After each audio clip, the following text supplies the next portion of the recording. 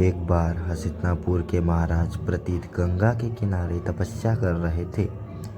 उनके रूप सौंदर्य से मोहित होकर देवी गंगा उनकी दाहिनी जांघ पर आकर बैठ गई। महाराज यह देखकर आश्चर्य में पड़ गए। तब गंगा ने कहा, हे राजन, मैं जहन्नू ऋषि की पुत्री गंगा हूँ और आपसे विवाह करने की अभिलाषा लेकर आपके पास आई हूँ। इस पर महाराज प्रतीत बोले, गंगे, तुम मेरी दाहिनी जांघ पर बैठी हो। पत्नी को तो वामांगी होना चाहिए। दाहिनी जांघ तो पुत्र का प्रतीक है, अतः तुम अपने पुत्र वधू के रूप में स्वीकार करता हूँ। यह सुनकर गंगा वहाँ से चली गई। अब महाराज प्रतीत ने पुत्र प्राप्ति के लिए घोर तप करना आरंभ कर दिया। उनके तप के फलस्वरूप उन्हें पुत्र की प्राप्ति हुई, जिसका नाम उन्होंने शांतनु रखा। शांतनु के युवा होने पर उसे गंगा के विवाह करने का आदेश दे दिया। महाराज प्रतीत स्वर्ग चले गए। पिता के आदेश का पालन करने के लिए शांतनु ने गंगा के पास जाकर उनसे विवाह करने के लिए निवेदन किया। गंगा बोली, राजन, मैं आपके साथ विवाह तो कर सकती हूँ, लेकिन आपको वचन देना होगा कि आप मेरे किसी भी कार्य में हस्तक्षेप नहीं करेंगे।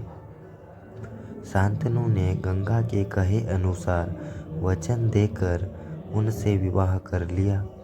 गंगा के गर्भ से महाराज शांतनु के 8 पुत्र हुए, जिनमें से 7 को गंगा ने गंगा नदी में ले जाकर बहा दिया और अपने दिए हुए वचन से बंधे होने के कारण महाराज शांतनु कुछ न बोल सके।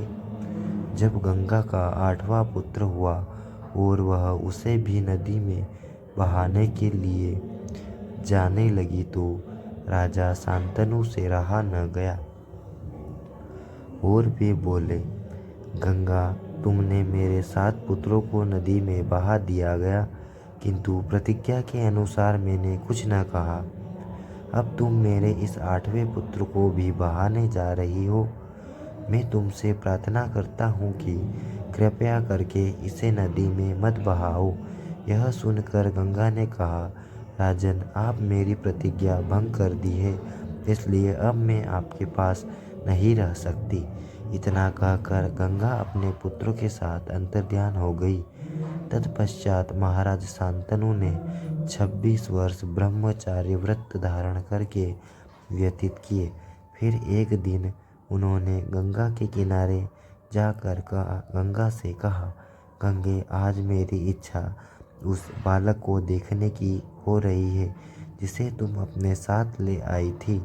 गंगा एक सुंदर स्त्री के रूप में उस बालक के साथ प्रकट हो गई और बोली, राजन, यह आपका पुत्र है तथा इसका नाम देवव्रत है। इसे ग्रहण करो। यह पराक्रमी होने के साथ विद्वान भी होगा। अस्त्र विद्या में यह परशुराम के समान होगा।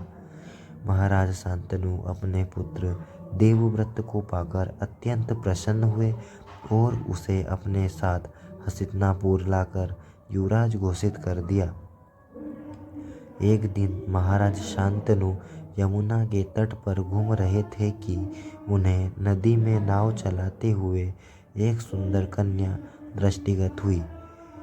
उसके अंग अंग से सुगंध निकल रही थी। महाराज ने उस कन्या से पूछा, हे देवी, तुम कौन हो? कन्या ने बताया, महाराज, मेरा नाम सत्यवती है और मैं निषाद कन्या हूँ।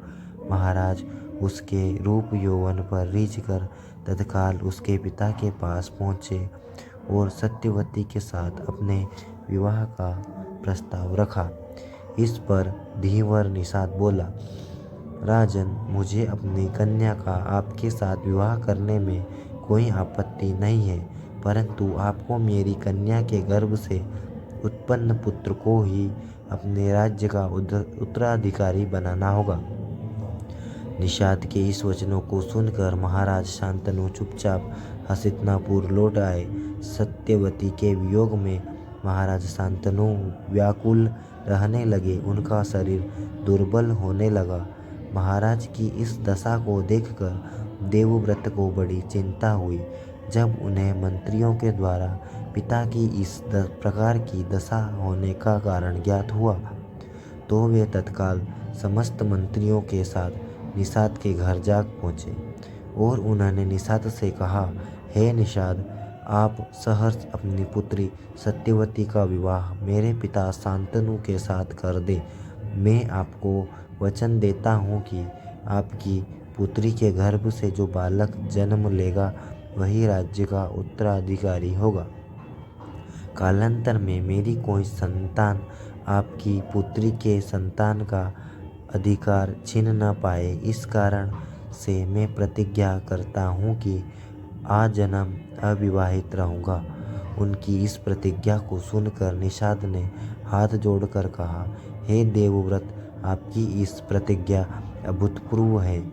इस कहकर निषाद ने तत्काल अपनी पुत्री सत्यवती को देवव्रत तथा उनके मंत्रियों के साथ हस्तिनापुर भेज दिया। देवव्रत ने अपनी माता सत्यवती को लाकर अपने पिता शांतनु को सौंप दिया। पिता ने प्रसन्न होकर पुत्र से कहा, वत्स, तूने पितृभक्ति के वशीभूत होकर ऐसी प्रतिज्ञा की है जैसी कि न आज तक किसी ने किया है और न ही भविष्य में करेगा।